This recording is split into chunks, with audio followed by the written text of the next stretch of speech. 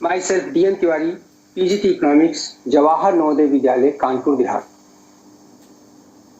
Dear students, today we are going to take up a very important chapter to be taught in class 12, macroeconomics, theory of income and employment. Dear students, we will take up with classical theory of income and employment first, then come on the contribution made by the father of modern economics, J.M. Keynes. जी हाँ, John Maynard Keynes. प्यारे बच्चों, इस chapter का प्रयोग महत्व न सिर्फ class 12 में है, बल्कि इसका महत्व हम आपको बताएंगे कि ग्रेजुएशन में भी है, पोस्ट ग्रेजुएशन में भी है, साथ ही तमाम तरीके के जो कॉम्पिटिटिव एग्जाम्स हैं उसमें भी है। आइए देखते हैं इस चैप्टर में क्या क्या हमें पढ़ना है। सबसे पहले तो हम आपको classical theory of income and employment की का इंट्रोडक्शन देंगे, परिचय देंगे कि क्लासिकल अर्थशास्त्रियों ने जॉन ब्रूटस से नाम के अर्थशास्त्री द्वारा प्रतिपादित एक सिद्धांत सेज मार्केट लॉ के आधार पर किया था। उसके बाद हम आपको बताएंगे कि यह थ्योरी क्यों फेल हुई, क्यों विश्व को 1929 से 1939 तक ग्रेट डिप्रेशन पीरियड का सामना करना पड़ा। जी हाँ प्यारे बच्चों, classical theory of income and employment भी जिम्मेदार थी उस ग्रेट डिप्रेशन पीरियड के लिए। Keynesian theory of income and employment हम पढ़ेंगे, साथ ही हम पढ़ेंगे केन्स के सबसे महत्वपूर्ण योगदान Keynesian psychological law of consumption के बारे में, केन्जियन मल्टीप्लायर के गुणक के सिद्धांत के बारे में भी पढ़ेंगे, इम्बैलेंसेस इन द इकोनॉमी के भी बारे में पढ़ेंगे, measures to check imbalances, excess and deficient demand, inflationary and deflationary gaps. प्यारे बच्चों, इस चैप्टर का महत्व इतना ज्यादा है, इसके महत्व को देखते हुए ही हमने इसको 2 भागों में पढ़ाने की कोशिश की है और मुझे विश्वास है कि आप लोग अपने क्वेश्चंस जो डाउट्स आएंगे वो भी पूछेंगे और हम उसका जवाब भी आपको देंगे।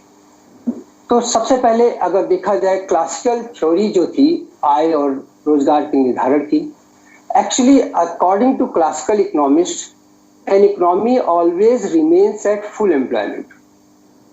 मीन्स व्हाट, कि अर्थव्यवस्था हमेशा पूर्ण रोजगार पर रहती है।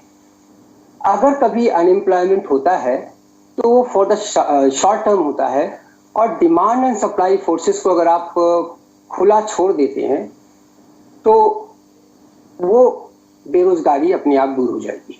प्यारे बच्चों, 2 महत्वपूर्ण सिद्धांत थे, एक जेबी से जो अर्थशास्त्री से जॉन ब्रूटस से, उनका ये कहना था production creates its own demand. इसके अलावा दूसरा जो बेसिक इसका पिलर था वो था लेसेस फेरे laces passer, don't stop let them, means free trade policy. तो अगर फ्री ट्रेड पॉलिसी है, किसी प्रकार का कोई इंटरवेंशन नहीं है, तो मांग और पूर्ति के जो फोर्सेस हैं ये किसी भी आर्थिक समस्या को हल करने में सक्षम है, ऐसा उस समय के अर्थशास्त्रियों का मानना था। इसीलिए कुछ विद्वान अर्थशास्त्र को डिमांड एंड सप्लाई का शास्त्र भी कहते हैं। तो सेज मार्केट लॉ को अब हम थोड़ा सा डिटेल में पढ़ेंगे। सेज मार्केट लॉ का कहना है production creates its own demand. Actually में इनका ये मानना था कि अगर अर्थव्यवस्था में प्रोडक्शन होता है तो प्रोडक्शन से 2 चीजें होती हैं। एक तो प्रोडक्शन से डायरेक्ट सप्लाई बढ़ती है और प्रोडक्शन से, यहाँ पे प्यारे बच्चों एन का मतलब केन्स ने और अर्थशास्त्रियों ने एन को एम्प्लॉयमेंट का के इंडिकेटर के रूप में लिया है, वाई को आय के इंडिकेटर के रूप में लिया है, पीडब्ल्यू को परचेजिंग पावर के इंडिकेटर के रूप में लिया है, डीडी तो आप जानते ही हैं मांग के लिए। तो जब भी उत्पादन होता है तो उससे सबसे पहले तो सप्लाई बढ़ती है और साथ ही लोगों को रोजगार मिलता है। ऐसा उस समय के अर्थशास्त्रियों का मानना था कि रोजगार, अगर उत्पादन बढ़ाना है तो लोगों को रोजगार देना है, लोगों को ज्यादा लोगों को नौकरी देनी है। तो जैसे ही आप उत्पादन बढ़ाते हैं, उत्पादन का मतलब रोजगार बढ़ता है और रोजगार के बढ़ने से लोगों को आय मिलती है, आय मिलने से उनकी परचेजिंग पावर बढ़ती है और वो डिमांड बढ़ाते हैं। तो अगर कहीं अर्थव्यवस्था में बेरोजगारी है, उसको आप ऑटोमेटिकली दूर कर सकते हैं उत्पादन को बढ़ाकर। अगर आप उत्पादन बढ़ा दें तो मांग और पूर्ति अपने आप को रीएस्टेब्लिश कर देगी और बेरोजगारी की समस्या सॉल्व हो जाएगी, ऐसा उस समय के अर्थशास्त्रियों का मानना था। इसके पीछे मैंने अभी आपको बताया कि फ्री ट्रेड पॉलिसी थी, गवर्नमेंट का कोई इंटरवेंशन नहीं था, ये इसका एक कारण था। अब हुआ क्या, इस मॉडल पे काम करना शुरू किया वेस्टर्न कंट्रीज ने, खास करके यूरोपियन कंट्रीज ने, और उन्होंने उत्पादन बढ़ाना शुरू कर दिया। यहाँ तक कि एग्रीकल्चरल रिवॉल्यूशन के बाद इंडस्ट्रियल रिवॉल्यूशन भी आया, औद्योगिक क्रांति के रूप में जिसे कहा जाता है। उत्पादन बढ़ता गया और उस उत्पादन को बेचने के लिए एक बाजार से दूसरे बाजार, एक अर्थव्यवस्था से दूसरी अर्थव्यवस्था में कैप्चर करना, कॉलोनियलिज्म को डेवलप करना, कॉलोनीज बनाना, ये सब शुरू हो गया। इसके बावजूद हम देखते हैं कि 1929 में वर्ल्ड जो है पूरा डिप्रेशन में आ गया। कारण क्या था? Excess supply. एक्सेस सप्लाई जब देखा गया कि एक्सेस सप्लाई क्यों हो रहा भाई, एक्सेस सप्लाई का मतलब हुआ जैसे ही सप्लाई ज्यादा होगी तो निश्चित है कीमतें, गोडाउन में जो स्टॉक रखा हुआ उसको निकालने के लिए कीमतें कम करनी होगी, और कीमतों के कम होने से नेचुरल लाभ कम होगा, बेरोजगारी बढ़ेगी, बेरोजगारी बढ़ने से आय कम होगी और लोगों को की मांग और कम होगी। प्यारे बच्चों, तो ये क्या था? देखिए हुआ क्या, लोगों ने प्रोडक्शन बढ़ाया, और प्रोडक्शन बढ़ाने से हमने देखा सप्लाई तो बढ़ती चली गई, लेकिन डिमांड उस रेशो में नहीं बढ़ रहा था। ये डिमांड उस रेशो में क्यों नहीं बढ़ रहा भाई? जब डिमांड, चेंज इन डिमांड कम है चेंज इन सप्लाई से, तो एक्सेस सप्लाई होनी थी। अब प्रश्न ये आ रहा था कि ये डिमांड क्यों बढ़ रहा है, क्यों कम बढ़ रहा है, सप्लाई क्यों ज्यादा बढ़ रही है? तो जेएम केन्स ने क्या किया, वास्तव में इसमें एक चीज ये पॉइंट आउट किया कि इस मॉडल में सेविंग नहीं है। हमारा क्या होता है, ह्यूमन बीइंग का नेचर होता है, जैसे हमारी इनकम बढ़ती है, अगर 1000 रुपए इनकम बढ़ती है तो उसमें से हम 800 अगर हम खर्च करते हैं तो 200 रुपए बचाते हैं। यानी change in income always increases saving as well as consumption. ये सेविंग वाला मुद्दा उन्होंने इग्नोर कर दिया। उनके हिसाब से क्या था कि जितना प्रोडक्शन हो रहा है उतना ही लोग कंजम्पशन कर रहे हैं, जबकि प्रोडक्शन से सप्लाई जो बढ़ रही है या इनकम जो बढ़ रही है वो ज्यादा बढ़ रही थी और डिमांड कम बढ़ रहा था। क्योंकि मैंने बताया अगर प्रोडक्शन 1000 का हुआ तो इनकम 1000 की बढ़ेगी, लेकिन खर्चा जो कंजम्पशन हो रहा है वो 800 का हो रहा है, ये 200 रुपए कहाँ जाएंगे? तो डिमांड उस रेशो में नहीं बढ़ रही थी। केन्स का ये पॉइंट आउट करना था कि सेविंग को इग्नोर किया है इस मॉडल ने, तो हमें सेविंग को महत्व को समझना होगा।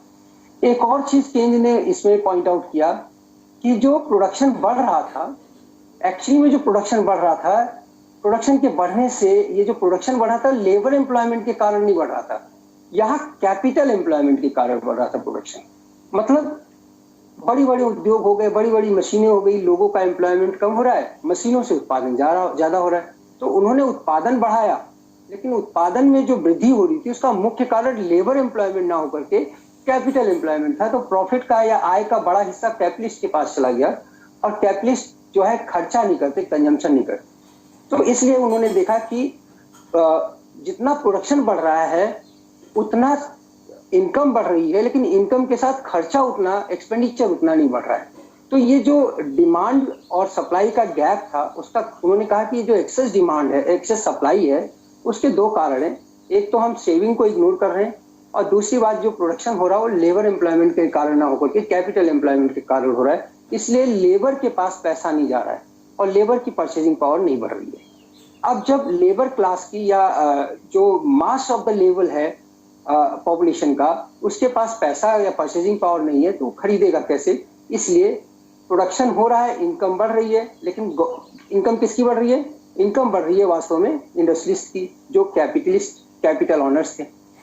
तो ऐसे में हुआ क्या कि एक्सेस सप्लाई की सिचुएशन आ गई, और एक्सेस सप्लाई से नेचुरल है, सप्लाई जैसे ही एक्सेस हुई तो इससे नेचुरल आगे चल के क्या हुआ ये देखिए, थोड़ा डिटेल में हम आपको दिखाना चाहेंगे। एक्सेस सप्लाई होते ही प्राइसेस डाउन होने लगी, और प्राइसेस डाउन होते ही आप देखेंगे प्रॉफिट, ये पाई जो है, पाई का मतलब है प्रॉफिट इकोनॉमिक्स में, पी के बाद देखिए आप पाई बना हुआ है, तो प्रॉफिट कम होने लगा। प्रॉफिट कम होने से जब किसी इंडस्ट्री में प्रॉफिट कम होगा तो बेरोजगारी होगी, उसको छटनी करनी शुरू कर दी लोगों ने, क्योंकि उनके पास एक्सेस सप्लाई था, गोडाउन में माल रखा हुआ है, तो उन्होंने लेबर से कहा कि ठीक है जब जरूरत होगी आपको बुला लेंगे। अब लेबर की जब छटनी हो गई, बेरोजगारी बढ़ गई, तो यहाँ पे हम क्या देखते हैं कि लोगों के पास जो वाईडी है, वाईडी मतलब डिस्पोजेबल इनकम, या डिस्पोजेबल इनकम का मतलब है जो पैसा श्रमिकों के पास जाता है वो खर्चा करते हैं, वो खर्चे करने वाली इनकम उनकी कम हो गई, जिसके कारण उनकी परचेजिंग पावर डाउन हो गई।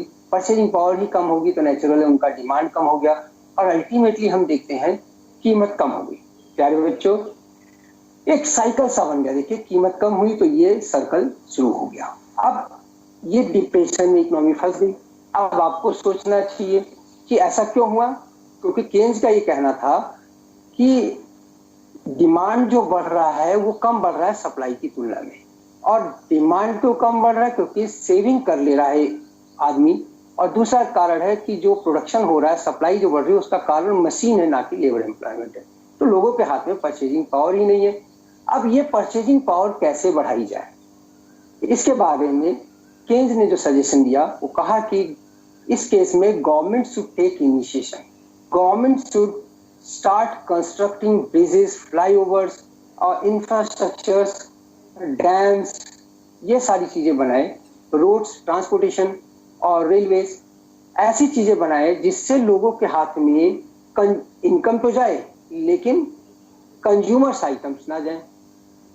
प्रोडक्शन हुआ क्या कि जैसे लोगों को रोजगार मिला गवर्नमेंट सेक्टर में, गवर्नमेंट सेक्टर ने खर्चा बढ़ाया, गवर्नमेंट सेक्टर के खर्चे से रोजगार मिला, और रोजगार के मिलने से उनके पास इनकम गई, और इनकम के आने से उन्होंने मार्केट में जो पड़ा हुआ सामान उसको खरीदा, और धीरे धीरे इकोनॉमी रीगेन कर गई। तो अब आइए हम देखते हैं केन्स ने क्या किया। ये तो था ग्रेट डिप्रेशन पीरियड का सामना कैसे किया गया। केन्स का ये कहना था कि जब भी हमारी इनकम बढ़ती है तो हमारा कंजम्पशन भी बढ़ता है और सेविंग भी बढ़ती है। जी हाँ बच्चों, मैंने आपको अभी एक एग्जांपल दिया। अगर मेरी इनकम 1,000 रुपये बढ़ती है तो उस 1,000 रुपये में से मैं 800 रुपये खर्च करूंगा, यानी चेंज इन कंजम्पशन भी बढ़ गया, और मेरी सेविंग बैंक में 200 रुपये भी चले जाएंगे। The situation of full employment, उसने कहा, केन्स का एक और मानना था कि ये जो क्लासिकल इकोनॉमिस्ट मानते हैं कि फुल एम्प्लॉयमेंट हमेशा रहेगा अर्थव्यवस्था में, वास्तव में ऐसा होने वाला नहीं है। Full employment is an ideal situation, ये एक आइडियल सिचुएशन है, आदर्श स्थिति है जहां पे हर अर्थव्यवस्था पहुंचना चाहिए, लेकिन वास्तव में उसका जो संतुलन होगा वो पहले होगा फुल एम्प्लॉयमेंट से या फुल एम्प्लॉयमेंट के बाद होगा। फुल एम्प्लॉयमेंट में संतुलन का मतलब ये होगा कि आपके सारे रिसोर्सेज फुल्ली यूटिलाइज्ड हो रहे हैं, जो कि सामान्यतः संभव नहीं दिखाई पड़ता। केन्स का तो दूसरा एक और पॉइंट था, उसने क्या कहा कि फुल एम्प्लॉयमेंट के बजाय हम जनरल इक्विलिब्रियम की बात करना चाहिए हमें, जिसपे डिमांड इफेक्टिव होती है। तो इफेक्टिव डिमांड का कॉन्सेप्ट उसने महत्व दिया, ना कि फुल एम्प्लॉयमेंट को। अब इफेक्टिव डिमांड क्या होता है? केन्स के अनुसार सामान्य संतुलन पर जो मांग है वो प्रभावी मांग कहलाती है, और इस प्रभावी मांग के दो भाग होते हैं, आप देखेंगे। एक तो the point where aggregate demand becomes equal to aggregate supply, the point where aggregate demand becomes equal to aggregate supply is the point of general equilibrium, and at this point आप देखेंगे देखेंगे कि इसमें जो भी डिमांड होगी वो effective demand कहलाएगी। अब एग्रीगेट डिमांड के बारे में अगर पढ़ा जाए तो केन्स के मतानुसार एग्रीगेट डिमांड के कंपोनेंट कंजम्पशन और इन्वेस्टमेंट में बांट सकते हैं। कंजम्पशन में प्राइवेट फाइनल कंजम्पशन एक्सपेंडिचर भी है और गवर्नमेंट फाइनल कंजम्पशन एक्सपेंडिचर भी है। इन्वेस्टमेंट में गवर्नमेंट फाइनल इन्वेस्टमेंट भी है और प्राइवेट इन्वेस्टमेंट भी है, साथ ही इसमें नेट एक्सपोर्ट्स भी है। यानी कि एग्रीगेट डिमांड के जो कंपोनेंट्स हैं उसको अभी हम बहुत डिटेल में पढ़ने जा रहे हैं। केन्स ने कहा सिंप्लीफिकेशन के लिए हम चाहें तो उसको कंजम्पशन एक्सपेंडिचर और इन्वेस्टमेंट एक्सपेंडिचर में बांट सकते हैं। एग्रीगेट सप्लाई की अगर हम बात करें तो aggregate supply is equal to national income, national production that is equal to national income, और नेशनल इनकम जो होता है वो आपके पास जो आय है वो कंजम्पशन एक्सपेंडिचर में खर्च होती है या फिर उसकी बचत हो जाती है। अब यहाँ पे जब equality between AD and AS, aggregate demand and aggregate supply is established, we find that consumption दोनों साइड पे है, कंजम्पशन यहाँ भी है और कंजम्पशन यहाँ भी है, यानी कि investment must be equal to saving. तो दो कंडीशंस हो गई, AD must be equal to AS and secondly investment should be equal to saving. बहुत डिटेल में हम पढ़ेंगे इन्वेस्टमेंट और सेविंग के बारे में भी। हम इसके हर एक कंपोनेंट के बारे में बहुत डिटेल में पढ़ने जा रहे हैं। Now we are going to switching over towards Keynesian psychological law of consumption. जी हाँ बच्चों, केन्ज का एक बहुत महत्वपूर्ण योगदान है कंजम्पशन फंक्शन को लेकर के। केन्ज के मतानुसार consumption is equal to autonomous consumption that is A plus BY, मतलब इंड्यूस्ड कंजम्पशन। इसने कहा कि कंजम्पशन के दो हिस्से होते हैं, एक तो स्वायत्त उपभोग व्यय होता है और दूसरा प्रेरित उपभोग व्यय होता है। इसके लिए उन्होंने दो तीन चीजें बताई। यहाँ इस फॉर्मूले में आप देख रहे हैं, यहाँ C का मतलब है कंजम्पशन एक्सपेंडिचर, स्मॉल a का मतलब है ऑटोनोमस कंजम्पशन, इसके बारे में भी हम डिटेल में बताएंगे। स्मॉल b का मतलब है मार्जिनल प्रोपेंसिटी टू कंज्यूम, जो कि निकालने के लिए हमें change in consumption upon change in income करना होता है।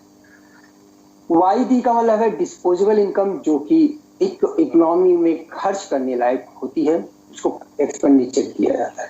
अगर B को डिस्पोजेबल इनकम से मल्टीप्लाई कर दें तो जो भी इनकम मिलता है वो इंड्यूस्ड कंजम्पशन या प्रेरित उपभोग व्यय कहलाता है। प्यारे बच्चों, केन्स का मानना था अल्पकाल में A ऑटोनोमस कंजम्पशन स्थिर रहेगा, B भी स्थिर रहेगा, सीमांत उपभोग प्रवृत्ति भी स्थिर रहेगी। सीमांत उपभोग प्रवृत्ति is equal to change in consumption upon change in income. उसने कहा कि अल्पकाल में delta C by delta Y भी चेंज नहीं होगा और ऑटोनोमस कंजम्पशन भी चेंज नहीं होगा। क्यों नहीं होगा, इसके बारे में भी हम डिटेल में पढ़ने जा रहे हैं।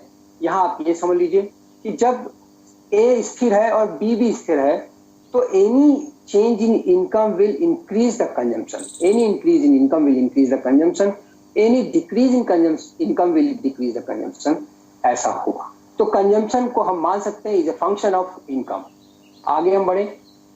प्यारे बच्चों, अभी मैंने बताया इंड्यूस्ड कंजम्पशन के बारे में, ऑटोनोमस कंजम्पशन के बारे में और टोटल कंजम्पशन के बारे में। इसको अब हम टेबल के माध्यम से भी पढ़ेंगे, हम पढ़ेंगे डायग्राम के माध्यम से भी। आइए देखते हैं इस टेबल में क्या दिया गया है।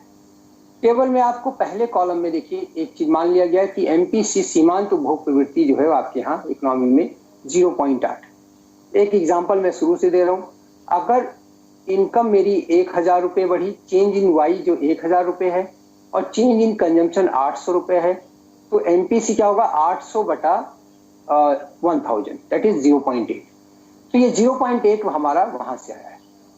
अब आप देखिए, जब आपकी आय 0 है, ऑटोनोमस कंजम्पशन 50 है। जब आपकी आय, आपके देश की आय 100 करोड़ है तो ऑटोनोमस कंजम्पशन 50 करोड़ है। अगर आपकी इनकम 200 करोड़ है, सारी फिगर इसमें करोड़ में ही है क्योंकि अर्थव्यवस्था से संबंधित है, यहाँ किसी निजी व्यक्ति या संस्था से संबंधित नहीं है। प्यारे बच्चों, आप एक चीज देख रहे हैं, इनकम हमारी बढ़ रही है, ऑटोनोमस कंजम्पशन कांस्टेंट है। ऐसा क्यों? केन्स के मतानुसार autonomous consumption is the amount to be spent on basic essentialities of the economy and remains free from level of income. आपकी अपनी अनिवार्यताओं पर किया जाने वाला व्यय, अनिवार्य जरूरतों को पूरा करने के लिए जो आप खर्चा करते हैं, वो पर्टिकुलर व्यय आपका ऑटोनोमस कंजम्पशन कहलाता है। और ये ऑटोनोमस कंजम्पशन आपका आय के स्तर से स्वतंत्र होता है। आप इसको ऐसा भी मान सकते हैं कि अगर एक महीने आपके पेरेंट के इनकम 0 हो जाए तो क्या सारा खर्चा बंद हो जाएगा? क्या उस महीने कोई भी खर्चा नहीं किया जाएगा? ऐसा नहीं है। आपकी फीस देनी होगी उनको, आपका खर्चा देना होगा, खाना पीने पे खर्चा किया जाएगा। तो इसी तरीके से अर्थव्यवस्था की भी एसेंशियलिटीज होती हैं, एसेंशियल जरूरतें होती हैं। तो the amount to be spend by the economy on basic essentialities is known as autonomous consumption expenditure. This amount will remain constant throughout, whether income is 0 or income is whatsoever it is. अगर इसको हम diagram के रूप से देखें तो आप ये देखिए, हरे रंग का डायग्राम दिख रहा है, ग्रीन कलर का। आप देख रहे हैं कि इसमें इनकम अगर 0 है, एक्स एक्सिस पे हमने इनकम एंड एम्प्लॉयमेंट लिया है और वाई एक्सिस पे हमने ऑटोनोमस कंजम्पशन लिया है। अगर इनकम 0 है तब भी ऑटोनोमस कंजम्पशन 50 है, अगर इनकम 100 है तब भी ऑटोनोमस कंजम्पशन 50 है, अगर इनकम 200 है तब भी ऑटोनोमस कंजम्पशन 50 ही है। और हमें एक ऐसी रेखा मिलती है ऑटोनोमस कंजम्पशन के रूप में जो कि एक्स एक्सिस के समानांतर एक सीधी रेखा होती है। आइए देखते हैं अब इंड्यूस कंजम्पशन में क्या होता है। आप देखिए एमपीसी अगर 0.8 है, आप y वाली लाइन को 0.8 से मल्टीप्लाई कर दीजिए। 0 को 0.8 से मल्टीप्लाई करेंगे तो 0 आ जाएगा। 100 को 0.8 से मल्टीप्लाई करेंगे तो 80 आ जाएगा।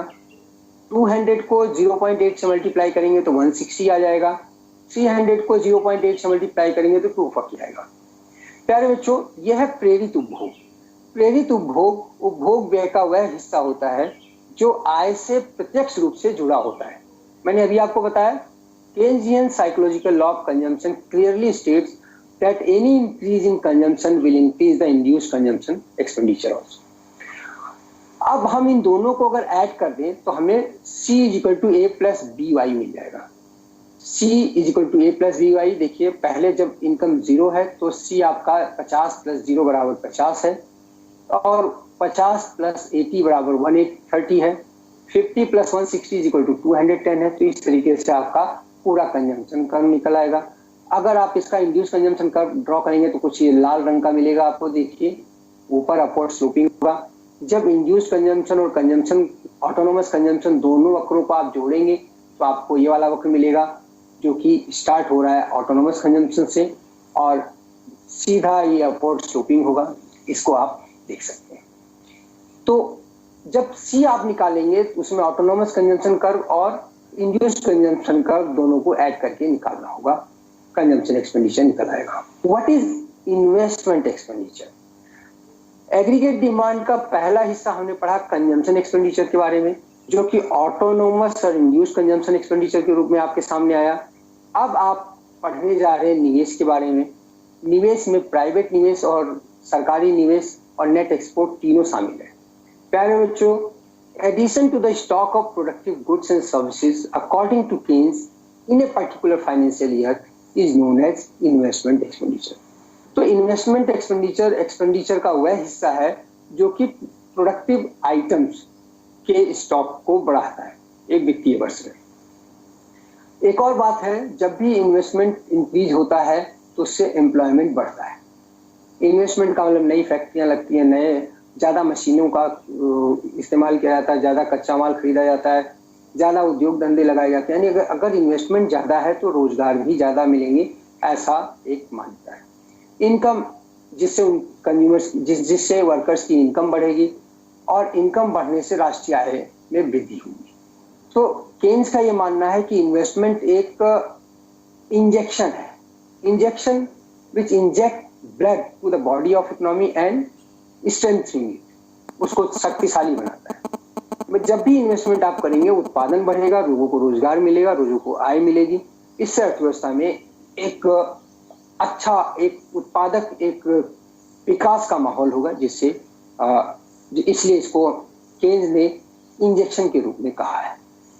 कंपोनेंट ऑफ इन्वेस्टमेंट अगर हम करते हैं तो ये भी आप दो पार्ट में बांट सकते हैं, autonomous investment expenditure and induced investment expenditure. प्यारे बच्चों, ऑटोनोमस इन्वेस्टमेंट एक्सपेंडिचर होता है minimum required essential amount to be invested every year by the economy. Maintenance repairing करना जरूरी होता है। इसके अलावा कुछ ऐसा बेसिक इन्वेस्टमेंट है जिसके बिना अर्थव्यवस्था कार्य नहीं कर सकती, और ये इनकम जो होती है वो ये जो अमाउंट होता है it is free from income. तो autonomous investment expenditure is free from income, जैसा कि autonomous consumption expenditure free from income था। इसके अलावा ये डिपेंड करता है रेट ऑफ इंटरेस्ट पे और मार्जिनल एफिशिएंसी टू इन्वेस्ट, कि उत्पादन किसी पूंजी को लगाने से कितना उत्पादन बढ़ेगा इस पे डिपेंड करेगा, या कितना ब्याज की दर आपको देनी होगी इस पर डिपेंड करेगा, ना कि इनकम पे। MEI marginal efficiency to investment is delta I change in investment upon change in income. अगर आप निकालते हैं तो केन्स के मतानुसार वो MEI कहलाएगा। अगर हम इन्वेस्टमेंट फंक्शन की बात करते हैं तो I = IA that is autonomous investment जो कि फ्री फ्रॉम इनकम होता है, और EY जो कि इंड्यूस्ड इन्वेस्टमेंट होता है।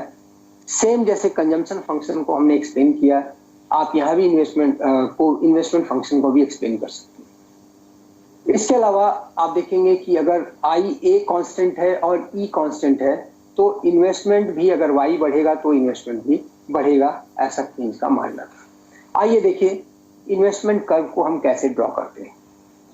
डायग्राम के पहले पार्ट में आप देखते हैं ये आई ए का है जो कि फ्री फ्रॉम इन्वेस्टमेंट है, फ्री फ्रॉम इनकम है। इनकम चाहे जीरो हो चाहे जितना हो, इनकम के बढ़ने घटने का ये ऑटोनोमस इन्वेस्टमेंट पे कोई असर नहीं पड़ता, इसलिए ये वक्र जो है पैरेलल टू एक्स एक्सिस है। प्यारे बच्चों, ई वाई जो प्रेरित उपभोग व्यय है, प्रेरित निवेश व्यय है, ये भी व्यय है। तो प्रेरित निवेश व्यय की अगर हम बात करते हैं तो हम देखते हैं कि अगर इनकम y0 से y2 हो जाती है, y1 से y2 हो जाती है तो इन्वेस्टमेंट बढ़कर i1 से i2 हो जाता है। अगर y3 से बढ़कर y2 से बढ़कर y3 हो जाती है तो इंड्यूस्ड इन्वेस्टमेंट भी i2 से बढ़कर i3 हो जाता है। अब इन दोनों वक्रों को अगर हम जोड़ दें तो हमें जो वक्र मिलेगा वो सीधा सीधा इन्वेस्टमेंट एक्सपेंडिचर वक्र होगा। प्यारे बच्चों, ये इन्वेस्टमेंट हमने निकाला, इससे पहले हमने कंजम्पशन वक्र निकाला। अब अगर हम इन दोनों वक्रों को जोड़ दें, देखिए C equal to A plus B Y वक्र हमने वहां पीछे निकाला था और I equal to I A plus E Y वक्र हमने यहाँ पे निकाला। इन दोनों को अगर हम जोड़ दें तो हम देखते हैं एक लाल रंग का आपका एग्रीगेट डिमांड कर्व आपके सामने आ रहा है। एग्रीगेट डिमांड कर्व जो कि आप देखेंगे ये 0 ए प्लस आई ए के अमाउंट से स्टार्ट होगा और अपवर्ड स्लोपिंग होगा। इनकम बढ़ेगी तो कंजम्पशन बढ़ेगा, ऐसा केन्स का मानना था। आइए देखते हैं अब हम एग्रीगेट सप्लाई कर्व कैसे निर्माण कर सकते हैं। Aggregate supply of all the final goods and services in a particular financial year, सुना होगा आपने, पढ़ा होगा इससे पहले चैप्टर में। Aggregate supply of all the final goods and services in a particular financial year is also known as national production, which is equal to national income, that is Y. यानी Y का जो segregation है आप दो part में कर सकते हैं। इनकम को आप कंजम्पशन एक्सपेंडिचर में और इनकम को आप बचत में, कितना खर्च करने और कितना बचत करने, इसमें आप कर सकते हैं। तो Y यानी कि aggregate supply is equal to Y is equal to C plus S के रूप में आप इसको निकाल सकते हैं। Income can be divided into consumption expenditure and saving, अभी मैंने बताया आपको। Consumption will be the same as of aggregate demand consumption का। आपने देखिए पीछे एग्रीगेट डिमांड निकालते समय कंजम्पशन फंक्शन को एक्सप्लेन किया, तो कंजम्पशन कर्व भी वहां निकल आया। तो कंजम्पशन का अमाउंट डिमांड और सप्लाई दोनों के एंगल से सेम रहेगा। अब आप देखिए कैसे निकाला जाता है। सेविंग फंक्शन को हम निकालेंगे क्योंकि कंजम्पशन में ऑलरेडी निकाल चुके हैं। सेविंग में अगर हम देखते हैं तो saving is a function of income. Saving is a function of income का मतलब यह है कि सेविंग बढ़ेगी, अगर इनकम बढ़ेगा तो सेविंग बढ़ेगी, इनकम कम होगा तो सेविंग भी कम होगी। अब इसमें एक चीज आपको नजर आ रहा होगा, सेविंग नेगेटिव दिखाई दे रही है, यहां से यहां तक सेविंग नेगेटिव है। प्यारे बच्चों, saving can be negative, saving can be zero. जिस महीने आपके फादर की सैलरी को पिक पॉकेट ने चुरा लिया उस महीने भी उनको खर्चा करना है। वो कहाँ से खर्चा करेंगे? या तो वो अपनी सेविंग को डिससेव करेंगे, सेविंग में से निकालेंगे, या किसी से बोरो करेंगे। दोनों ही स्थिति में उनकी जो सेविंग होगी, जो मिनिमम अमाउंट उनको खर्च करना महीने में, वो ऑटोनोमस कंजम्पशन एक्सपेंडिचर के बराबर होगी। और एक समय ऐसा आएगा जब उनकी इनकम जो है उनके सेविंग के बराबर होगा। यानी यहाँ पे देखिए C और Y दोनों बराबर हो गए, सेविंग जीरो होगी। पॉइंट L पे सेविंग जीरो है, यानी कि Y और C दोनों बराबर है।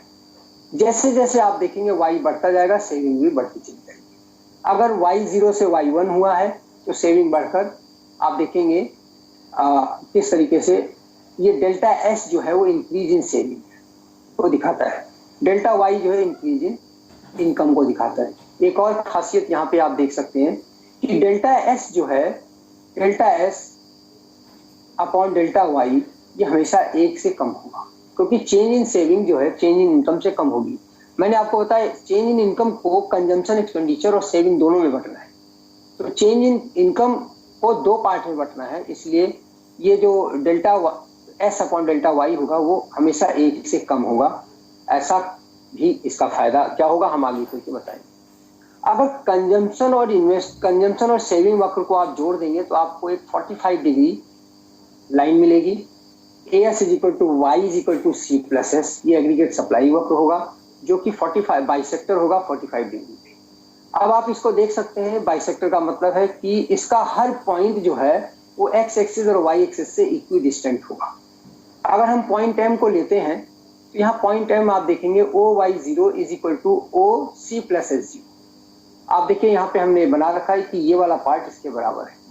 आप RHS थ्योरम लगा सकते हैं because these two triangles are congruent to each other. तो कॉन्ग्रुएंट होने का मतलब है ये इसके बराबर होगा और यही इसकी खासियत है एग्रीगेट सप्लाई वक्र की। अब कुछ कॉन्सेप्ट ऐसे हैं जो आपको आने चाहिए संतुलन बिंदु पर पहुंचने से पहले। सबसे पहला कॉन्सेप्ट है एमपीसी के बारे में, जो कि change in consumption upon change in income. मैंने आपको बताया अगर आपकी इनकम 1000 बढ़ी, कंजम्पशन आपका 800 बढ़ा, तो 800 बटा 1000 0.8 आपका एमपीसी है। एपीसी निकालने के लिए total consumption upon total income. यहाँ पे चेंज नहीं, total consumption upon total income को हम एवरेज प्रोपेंसिटी टू कंज्यूम करते हैं। इसके बाद इसी तरीके से एमपीएस की बात कर लें, सीमांत बचत प्रवृत्ति, marginal propensity to save. It is nothing but change in saving by change in income, जिसके अनुसार आप देखेंगे कि अब आप देखिए change in consumption upon change in income को एमपीसी कहा गया, change in saving upon change in income को हमने एमपीएस कहा। इसी तरह एपीएस क्या होगा, S total saving in the financial year divided by total income of the economy, ये आपका एपीएस कहलाएगा। एपीसी हमने निकाला है total consumption expenditure in the economy in a particular financial year by total income of the economy in that particular financial year. आइए देखते हैं MPC और एमपीएस में संबंध क्या है। अभी मैंने वहां इशारा किया, अब आपको हम यहाँ डिटेल में बताएंगे। प्यारे बच्चों, y को हमने बताया y is equal to C plus S, यानी जो इनकम है आपकी एग्रीगेट सप्लाई वाली इनकम है वो आपके दो हिस्से में बटनी है, कंजम्पशन और सेविंग के रूप में। अगर हम दोनों साइड में डेल्टा सप्लाई कर दें तो हमें क्या मिलेगा, देखिए डेल्टा y की जगह डेल्टा y हो जाएगा, c की जगह डेल्टा c हो जाएगा और s की जगह डेल्टा s हो जाएगा। देखिए delta y is equal to delta c plus delta s। अब हम दोनों तरफ डेल्टा y से भाग दे दें, डिवाइड कर दें, तो यहां हम पाते हैं delta y upon delta y, सबके नीचे डेल्टा y लगा दीजिए तो आप देखेंगे delta c upon delta y को हमने क्या कहा था, अभी एमपीसी है, delta s upon delta y को हमने क्या कहा था, एमपीएस है।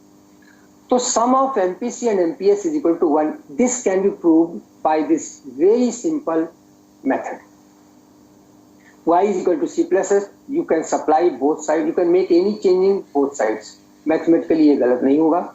और फिर दोनों साइड में आपने डेल्टा y से डिवाइड कर दिया, आपने पाया कि अगर एमपीसी बढ़ेगा तो एमपीएस कम होगा, क्योंकि दोनों का टोटल एक ही होना है। आइए इसको हम डायग्राम से दिखाते हैं। Relationship between MPC and MPS is to be shown by diagram. ये आपके सीबीएसई में भी पूछा जाता है और भी कई एग्जाम्स में पूछा जाता है। प्यारे बच्चों, आपको y एक्सिस पे हमने एमपीसी लिया है, x एक्सिस पे लिया है एमपीएस। यहाँ पे हम देखते हैं कि अगर एमपीसी आपका OC1 है तो एमपीएस आपका OS1 है। अगर एमपीसी बढ़कर OC0 हो जाता है तो आपका एमपीएस घट जाता है, यानी अगर एमपीसी बढ़ेगा तो एमपीएस कम होगा और अगर एमपीसी कम होगा तो एमपीएस बढ़ेगा। उसका मुख्य कारण है दोनों का टोटल हमेशा एक ही होगा, 1 होगा। इसी तरीके से हम इसी फॉर्मूले का इस्तेमाल करके, इसी मेथड का इस्तेमाल करके हम सिद्ध कर सकते हैं कि एपीसी और एपीएस का योग भी एक के बराबर होता है। देखिए y is equal to C plus S. अब हम इसमें डेल्टा सप्लाई नहीं करेंगे, इसमें हम क्या करेंगे, दोनों साइड में y से भाग दे देंगे, डायरेक्ट y से भाग दे दीजिए और आप देखेंगे y upon y is equal to C upon Y plus S upon Y. हमने आपको बताया था c upon Y is nothing but APC and s upon y is APS. So sum of APC and APS is also equal to 1. अभी हमने बताया sum of MPC and MPS is equal to 1 at the same time sum of APC and APS is also equal to 1, ऐसा हम easily सिद्ध कर सकते हैं। Diagrammatically भी आप देख सकते हैं, लगभग ये सेम डायग्राम बनेगा। ध्यान आपको रखना है कि ओ ए अपॉन ओ बी का जो total, O A must be equal to O B, तभी इसका total y upon total S upon total y एक के बराबर होगा। क्या है बच्चों? तो हमने बताया कि एमपीसी और एमपीएस में इनवर्स रिलेशनशिप है, एपीसी और एपीएस में भी इनवर्स रिलेशनशिप है, दोनों का टोटल एक होने के कारण। ये इसका कारण है, क्योंकि कई बार कारण सीबीएसई पूछती है और आप लोग कारण देते नहीं है, डायग्राम दे आते हैं, डायग्राम दे आएंगे, एक्सप्लेनेशन दे आएंगे, लेकिन आप ये नहीं बताएंगे कि ये इनवर्स रिलेशन क्यों है।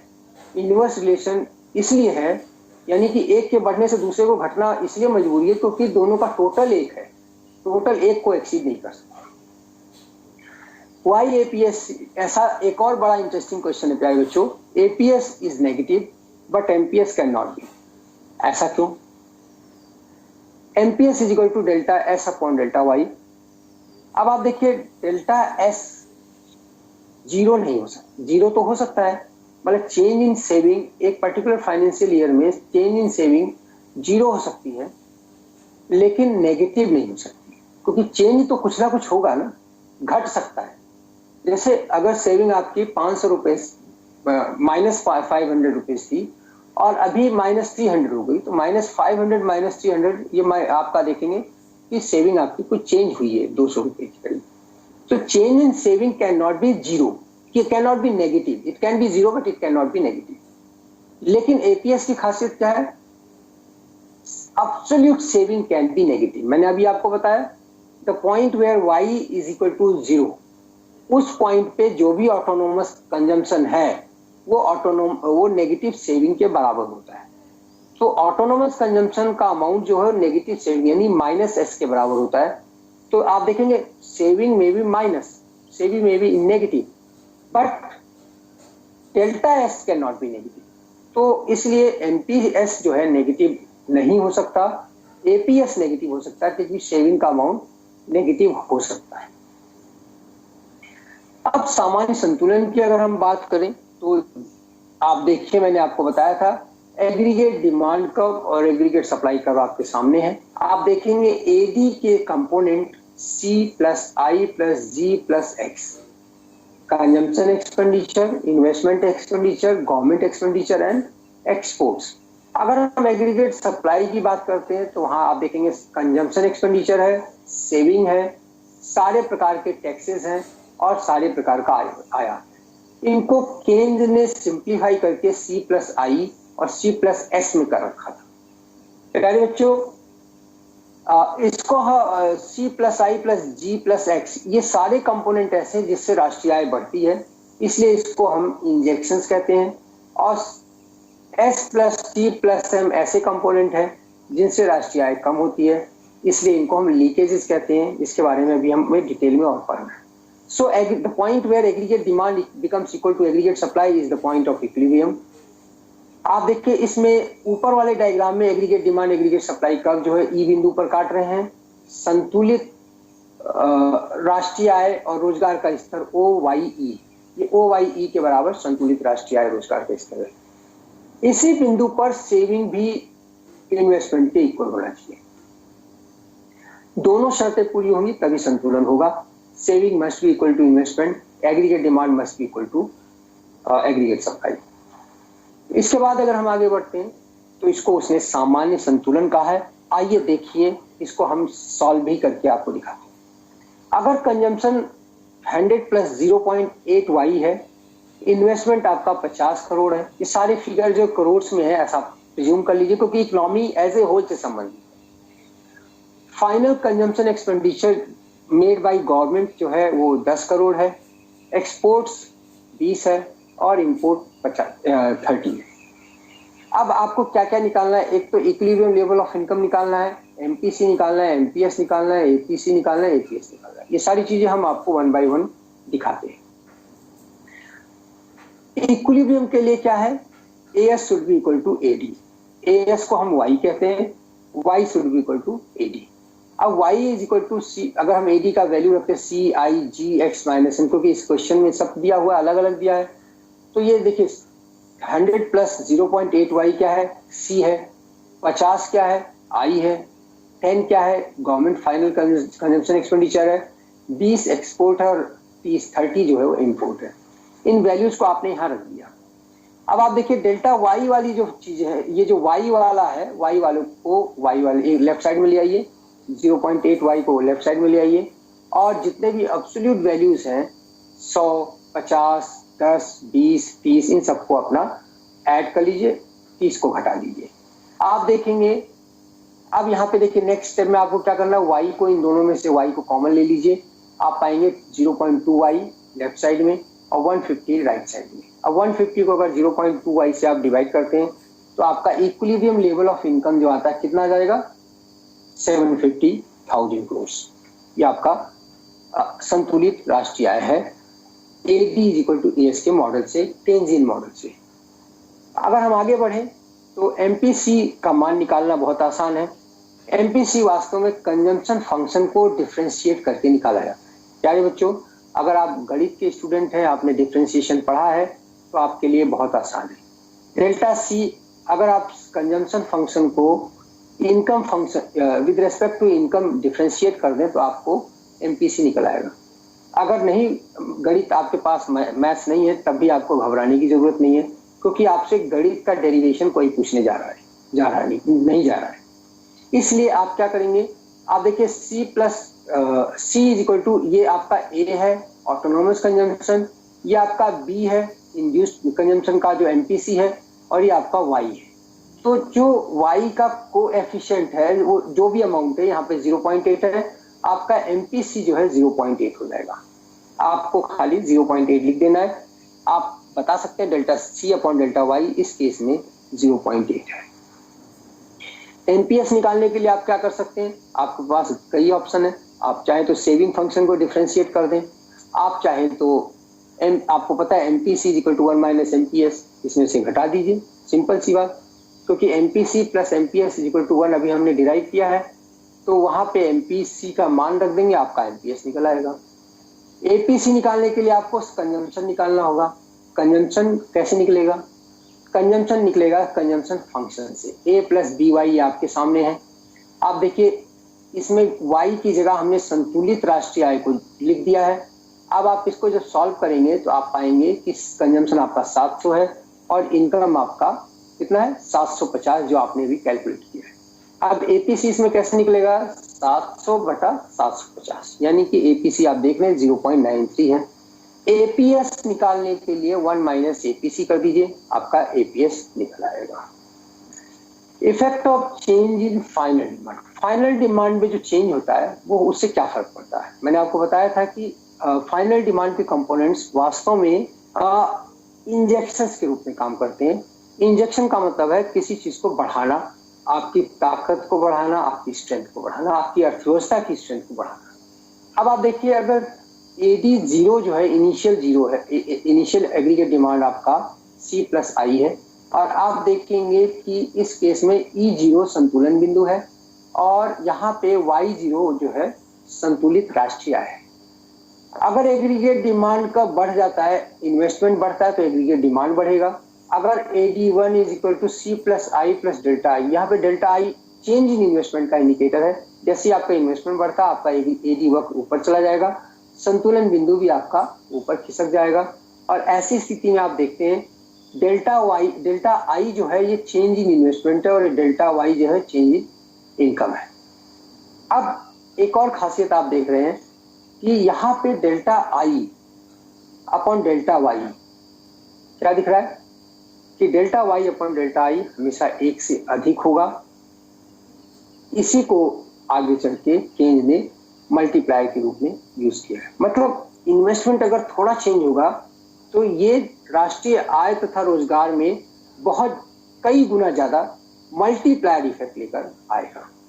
तो small change in investment will bring a big and remarkable change in income and employment. इसे आगे हम चल के अभी और डिटेल में पढ़ने वाले हैं। प्यारे बच्चों, इसी को अगर हम I प्लस S एंगल से देखते हैं तो क्या दिखाई पड़ेगा। आइए इस डायग्राम में आप देखते हैं।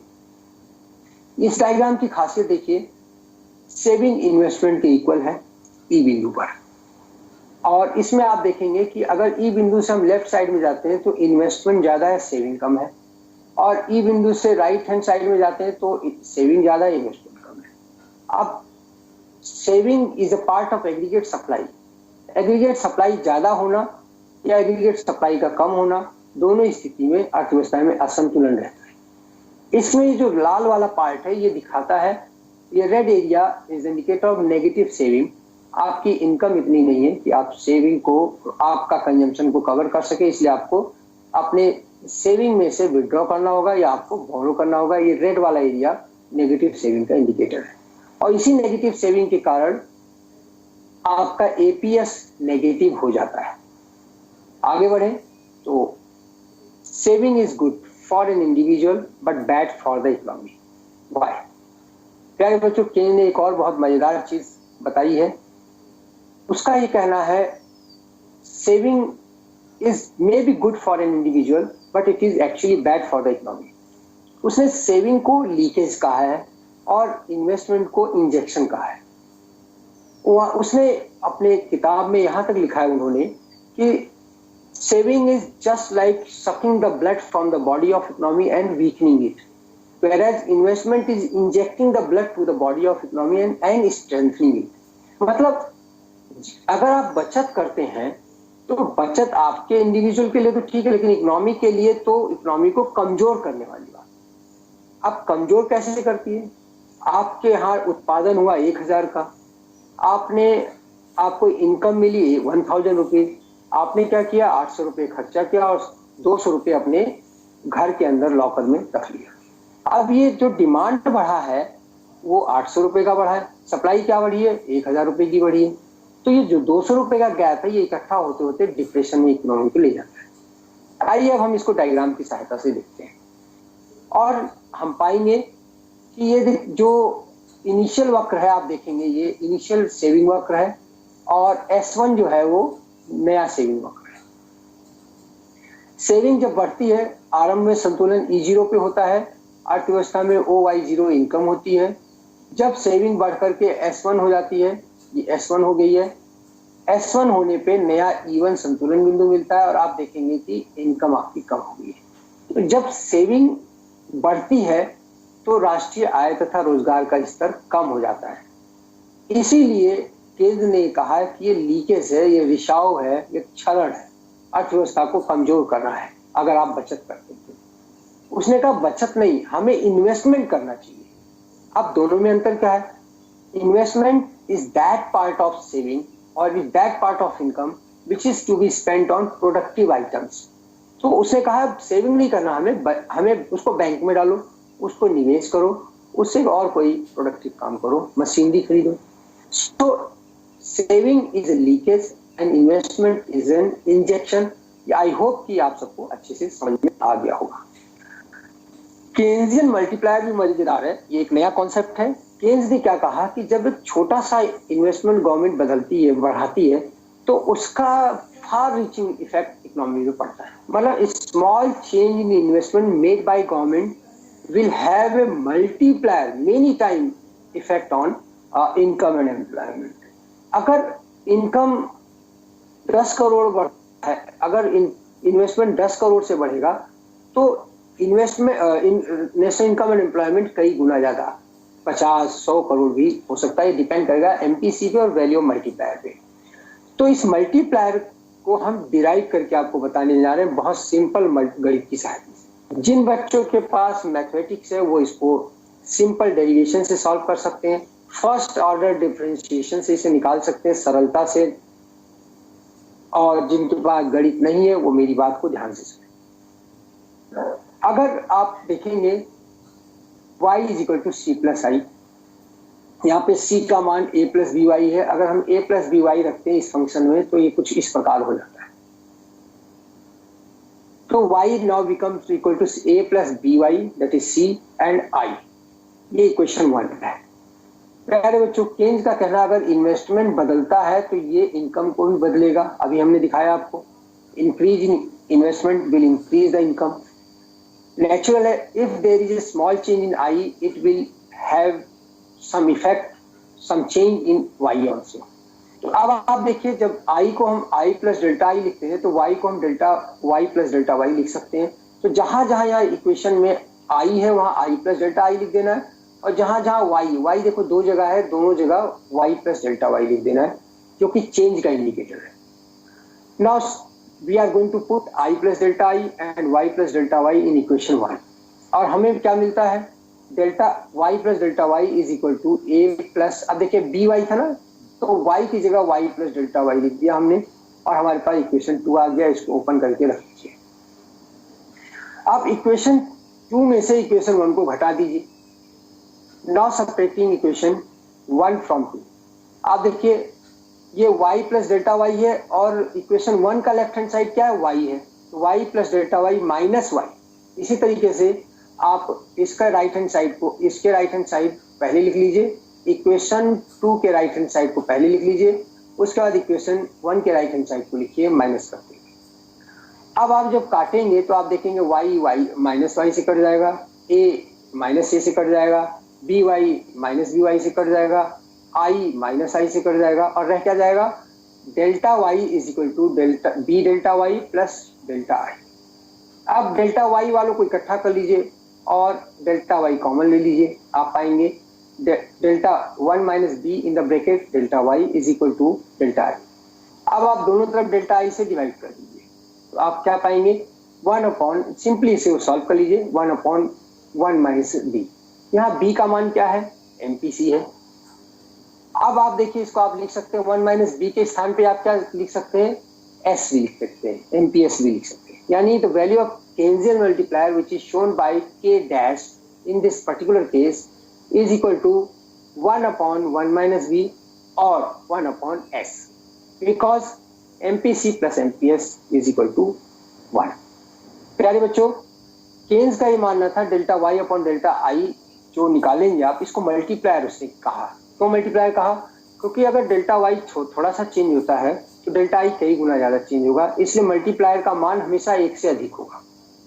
और अगर दोनों इक्वल चेंज हो, जो कि केन्स के अनुसार नहीं हो सकता, फिर भी अगर इक्वल चेंज होता तो आप देखेंगे कि मल्टीप्लायर 1 के बराबर भी हो सकता है।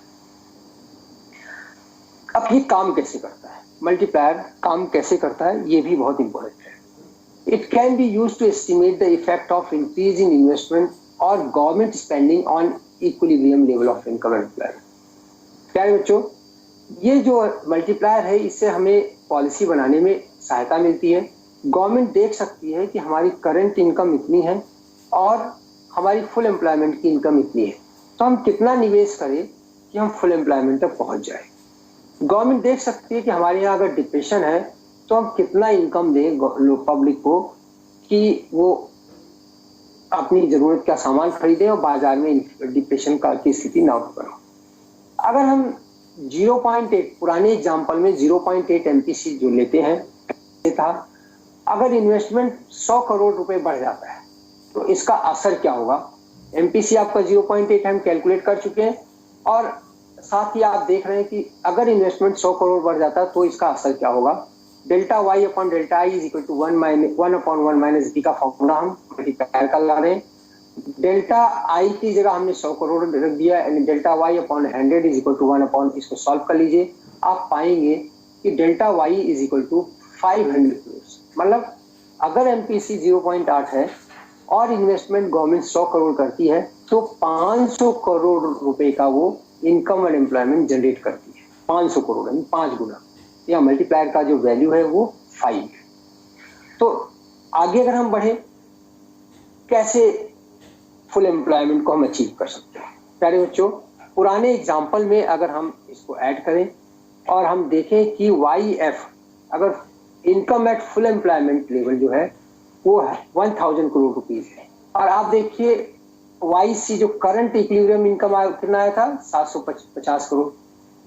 अब दोनों में गैप कितना है ये आप निकाल लीजिए, यानी कि आपको जो डेल्टा वाई चाहिए वो चाहिए कितना, YF full income eight full employment minus income at current level.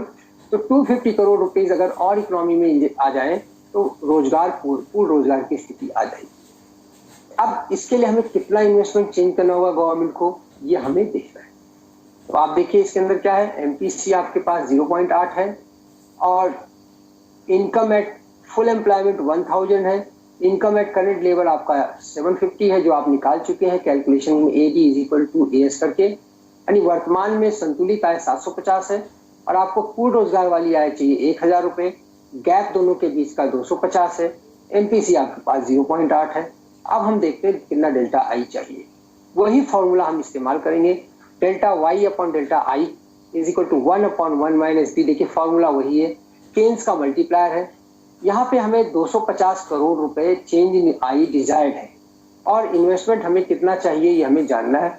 आपने 1/1 - 0.8 लगाया और आप देखेंगे कि अगर 50 करोड़ रुपए का गवर्नमेंट इन्वेस्ट कर देती है तो ये 250 करोड़ रुपए का इक्वल काम करेगा और अर्थव्यवस्था में पूर्ण रोजगार की स्थिति स्थापित हो जाएगी। This is called multiplier as small. क्यों इसे मल्टीप्लायर कहा? क्योंकि small change in investment has a many times multiplier effect on income and employment. प्यारे बच्चों, अब एमपीसी और मल्टीप्लायर में संबंध क्या है? एक्चुअली एमपीसी और मल्टीप्लायर में पॉजिटिव संबंध है।